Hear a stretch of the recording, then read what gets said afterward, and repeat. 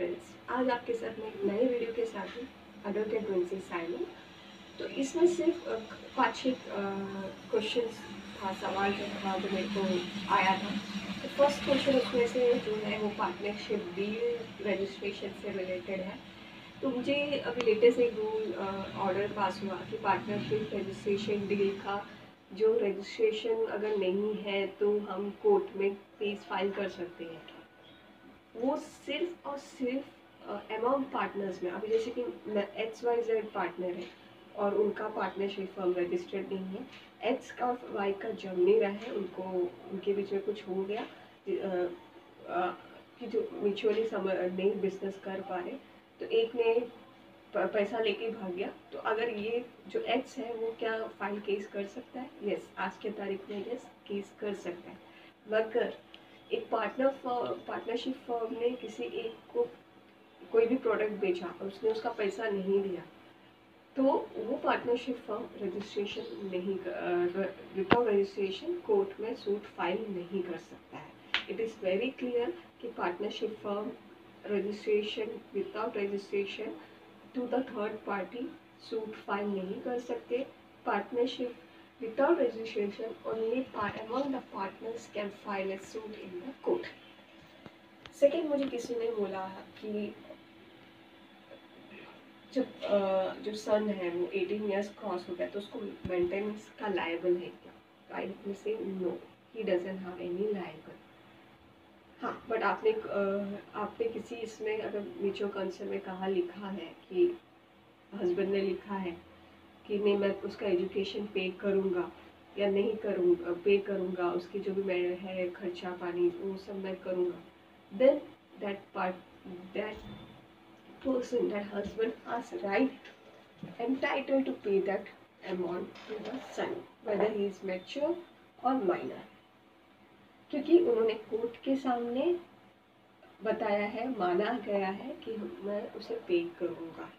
Otherwise, in general, no, he is not liable to get a maintenance after 18 years for his son. अब तीसरा सवाल मुझे किसी ने ये जो मुझे रेगुलर क्वेश्चंस रहता है स्पेशली डिवोर्सेस में, म्यूचुअल डिवोर्स और ये डिवोर्स में फ़र्क क्या है?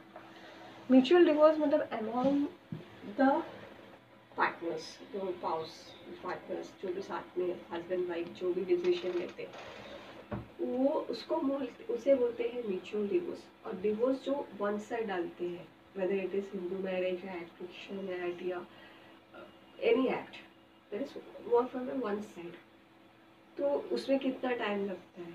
It depends to the parties, it depends to the court, और हम कितना मांग सकते हैं।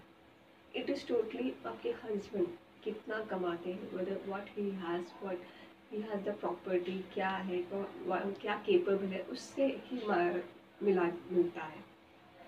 नाउ फिफ्थ दूसरा एक क्वेश्चन मुझे रेगुलरली एक चीज़ आता है कि स्टे ऑर्डर कर सकते हैं क्या? स्टे ऑर्डर कर सकते हैं। स्टे ऑर्डर करने के लिए there are certain criteria, there are certain things which we have to follow everywhere.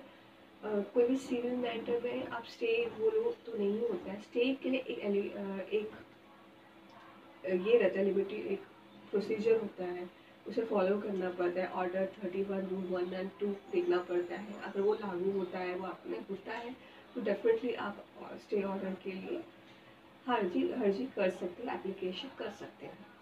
I hope मेरी ये वीडियोस में आपको जो क्वेरीज था वो क्लियर हो गया। Any queries, anything you can मेरी ईमेल आईडी में सेंड कर सकते हैं, मेरी कमेंट बॉक्स में कर सकते हैं। And please don't forget to like and share and subscribe, and please bell button को प्रेस करें, क्योंकि बिना बेल बटन प्रेस करें आपको मेरे नए वीडियोस, नए नोटिफिकेशंस, नए लीगल थिंग्स आपको पता नहीं चलेगा। I hope you have enjoyed my this video and a good day. Bye bye.